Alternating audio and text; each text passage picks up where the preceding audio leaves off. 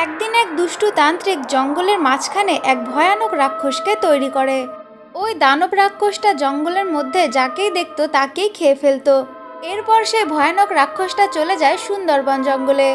সে সুন্দরবন জঙ্গলে গিয়ে যাকেই দেখতে পেত তাকেই ধরে ধরে খেয়ে ফেলতো।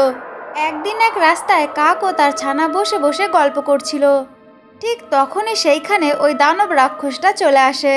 দানব রাক্ষসটা সেইখানে এসে কাকের মাকে ধরে খেয়ে ফেলে। এই দেখে কাকের ছানাটি সেইখান থেকে ছুটতে পালিয়ে যায়। কাকের ছানাটি পালিয়ে গিয়ে টুনি পাখির কাছে চলে যায় আর টুনি পাখির কাছে গিয়ে বলে, টুনি আন্টি তুমি এক্ষুনি এখান থেকে পালাও। আমার মাকে না একটা দানব রাক্ষস ধরে খেয়ে ফেলেছে। টুনি আন্টি তুমি আমাকে বাঁচাও, ওই দানব রাক্ষসটা যে আমাকেও ধরে খেয়ে ফেলবে। কি? ওই দানব রাক্ষস তোমার মাকে ধরে খেয়ে ফেলেছে? দাঁড়াও, আমি ওই দানব রাক্ষসের মজা দেখাচ্ছি।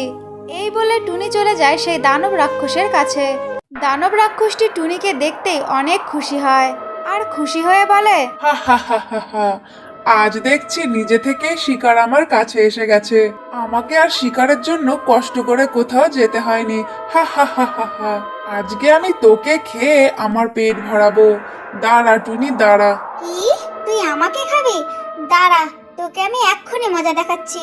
আমার কাছে একটা জাদুর তলোয়ার আছে, ওটা দিয়ে তোকে আমি ভস্ম করে দেব।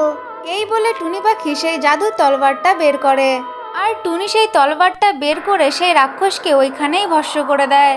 এরপরে একদিন টুনি একটি নদীর কাছে যায় জল খাওয়ার জন্য। তখনই সেইখানে তার সামনে একটা ডাইনি চলে আসে। ডাইনিটা এসে টুনির গায়ের মধ্যে প্রবেশ করে যায় আর টুনিকে পাথরের সঙ্গে অনেক জোরে জোরে আঘাত করতে থাকে।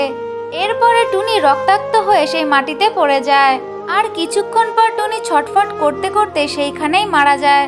এদিকে টুনির ছানা গুড্ডি তার মায়ের জন্য অপেক্ষা করতে থাকে। বেশ কিছুক্ষণ অপেক্ষা করার পর দেখে তার মা এখনো বাড়ি ফিরছে না। এরপর টুনি নিজেই চলে যায় সেই নদীর কাছে। গিয়ে দেখে তার মা সেইখানে মারা পড়ে আছে।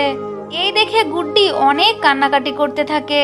ঠিক তখনই টুনির ভেতর থেকে ওই ডাইনিটা বেরিয়ে আসে আর বেরিয়ে এসে গুড্ডিকে বলে, আমি তোর মাকে মেরেছি, এবার আমি তোকে খাবো। না না ডাইনি, তুমি আমাকে মেরো না ডাইনি, প্লিজ তুমি আমাকে মেরো না। এই কথা বলে টুনির ছানাটি অনেক কান্নাকাটি করতে থাকে। টুনির ছানার কান্নাকাটি দেখে ডাইনির অনেক দয়া হয় আর গুড্ডিকে কিছু না বলেই সেই ডাইনিটা সেইখান থেকে চলে যায়।